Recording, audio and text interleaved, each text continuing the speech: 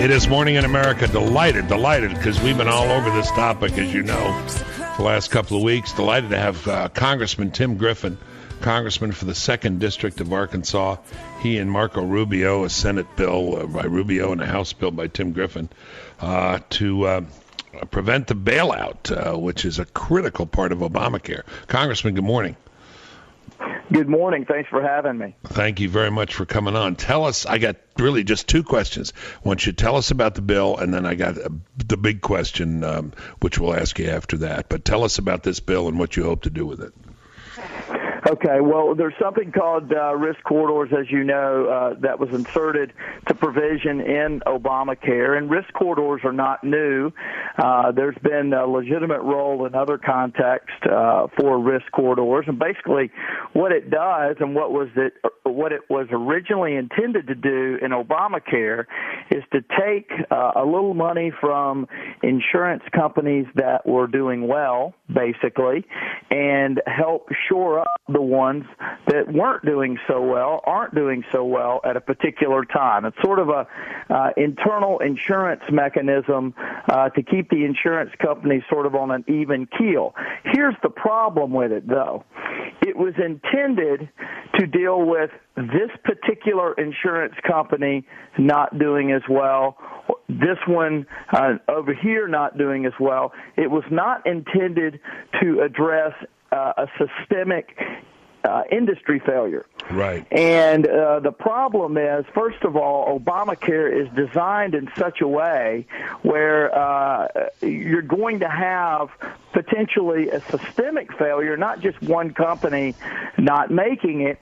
And then on top of that, and this is the kicker, the president, through all of these unilateral changes, is changing the rules in the middle of the game after Obamacare is implemented, after the insurance companies have made their actuarial tables and determined what their premiums are going to be.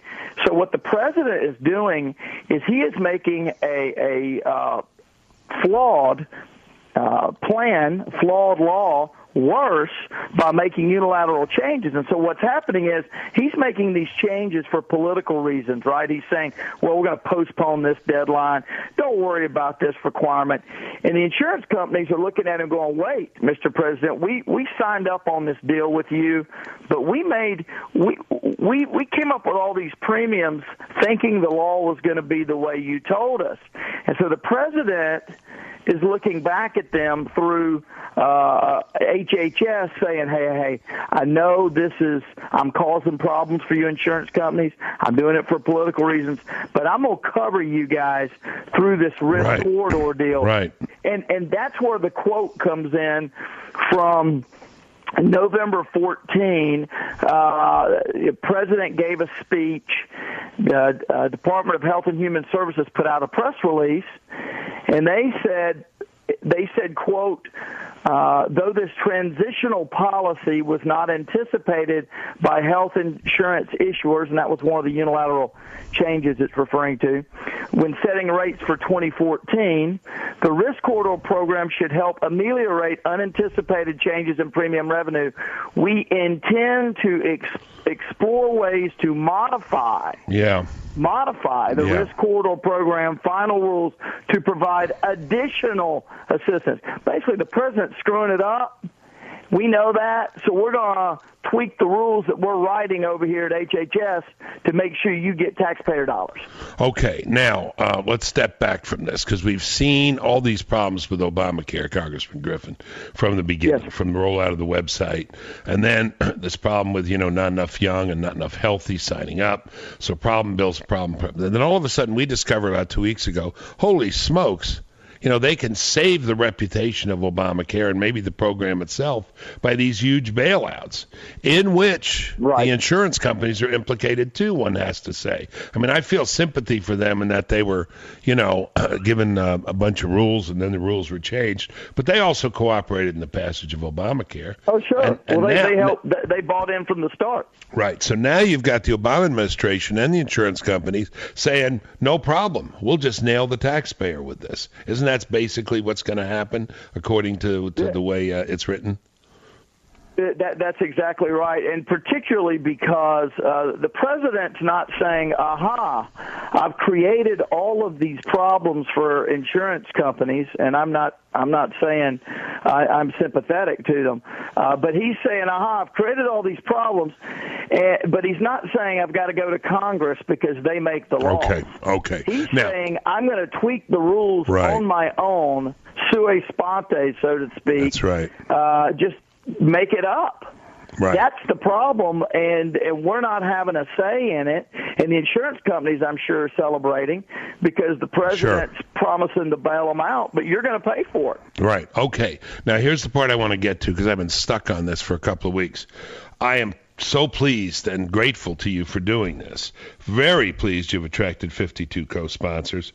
Look at the support. Everybody who's from Charles Krauthammer to Yuval Levin, Capretta, everybody who's on this show all the time talking about these things. Right. All right, great, fine, has to be done. But what the heck are the chances that we could get such a piece of legislation passed? I mean, I know you guys in the House could, but why do we think there's any more chance that Harry Reid would let this be brought up in the Senate than he'd bring up anything else that could harm Obamacare? What are the realistic odds that you can do something about this legislatively? I'm not arguing about the propriety of it. No, obviously, you guys are legislators. Go ahead. Well, I've been living with this problem for the last 3 years since I got to Congress, right? I mean, we pass really solid stuff in the House, and it goes where all good things go to die, the United States Senate. Yes, sir. So, do I believe there's a chance that we pass it and they just take it exactly as is in the Senate and the president signs it? No.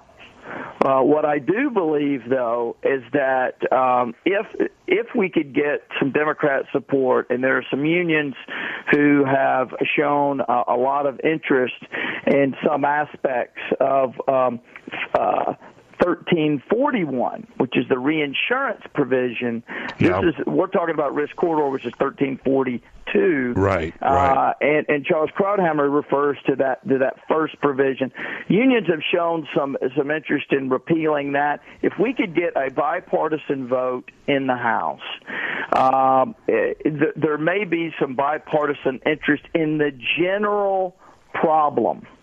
They may not take it exactly as we have written it, but if we can raise an interest in the general problem, then I think there's room for progress on this issue, and it is easy for us to say, look, the president's making changes every week in Obamacare. He's doing it unilaterally, and this is another example where there's that danger based on the language from HHS. So, possibly we could get some sort of stipulations there, but we'll have to see. That's why the Senate is so critically important in 2014, to be frank with you. No, I know. That's just it. When we saw this, we said, great, and we saluted it, but we said, but what are the chances that, that we'll see this thing, as you said in the Senate. More thing. Go ahead, because I wanted to mention one more thing that Capretta mentioned when he was on, and he's an ally of yours. Go ahead. Well, I'll just say that there are some talks to connect the risk corridor provision to the debt ceiling increase. Right. And if we could do something like that, there's significant leverage that we otherwise don't have. Okay, Capretta said, because again, like I tell you, I've been stuck on this, and Chris, correct me if I add to it if I don't get it right. He said, look, you got Obamacare's in bad odor anyway because of just it's been such a mess. Public opinion is set against it. When you get to the point where you have more problems coming out, and then the American people discover that they're getting fleeced, the taxpayer is going to pay a bill to bail out the insurance companies and Obamacare for a badly conceived plan, you may get some kind of grassroots rebellion. I guess what that means is, because it has to translate into votes, the pressure on senators, Democrat senators in, purple states or at-risk states. But I guess his notion here is there's just some kind of groundswell. I would have thought, Congressman, there would have been a groundswell against this provision that gives congressional staff, this subvention from OPM, to pay the increase. But there wasn't. There wasn't. Right. So I don't want to be pessimistic here. I want to be optimistic. I want to believe we can fix it. Well, you want to be realistic. Yes, sir. So where are we? And, well, I think, look, there's always the possibility of that. What I have seen in my 3 years is that when there are, first of all, the Senate Harry Reid has had no problem ignoring whatever political pressures may come his way in the name of protecting the president on some of these policy issues. The other thing I would say is a lot of the grassroots groundswells that I've seen, they've not been as broad and as deep as one would like. They may be driven by some third-party groups, people getting emails and what have you. They may result in some phone calls. But in turn, look, I would think with all the problems with Obamacare itself, there would have been opportunities to delay the individual mandate last summer. I had Ways and Means bill to do that. And my colleague Todd Young had the employer mandate bill, but there's not, and so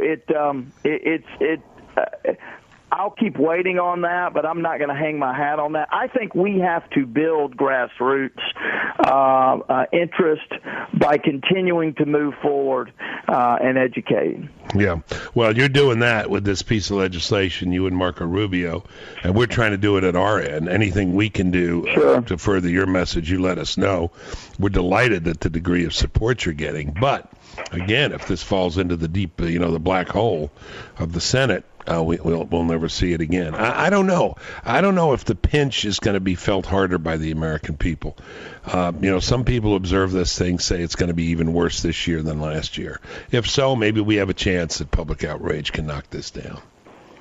Well, I think at some point people get numb with all of the bad news about Obamacare, and they resign themselves to just sort of dealing with it until we get someone else in the White House, and a lot of people were turned off by the shutdown. We got but and you've seen I've written a letter trying to get a meeting. Yes, sir. I appreciate your time. We appreciate your time and your effort, and stay close. You can use these microphones anytime you want. We'll be back.